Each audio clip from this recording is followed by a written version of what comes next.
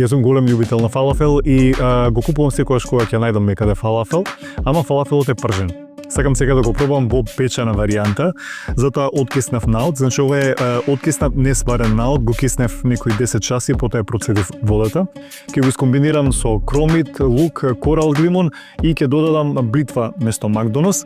Од значење ќе користам сол, црнбибер, буковец и кумин и да се надеваме дека ќе добијам вкус што е приближен до пржениот фалафел. Фалафелот ќе го искомбинирам со пробиотскиот јогурт на Дукат.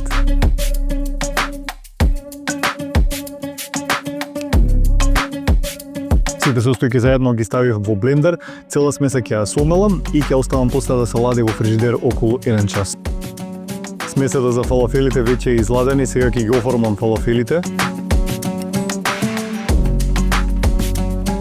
Фалафелите ги намачкав и со тенок слој масло за да добијат крцкава кора. Сега оводи на печење на 180 степени, некои 35 или 40 минути, на половина од печењето ќе ги превртам. Добри се. Пржените фалафели се законни и се незаменливи, ама и овие вршат работа, посебно искомбинирани со пробиотскиот јогурт Беактив на Дукат. Мислам дека ќе ми дадат новиот хит кај мене дома.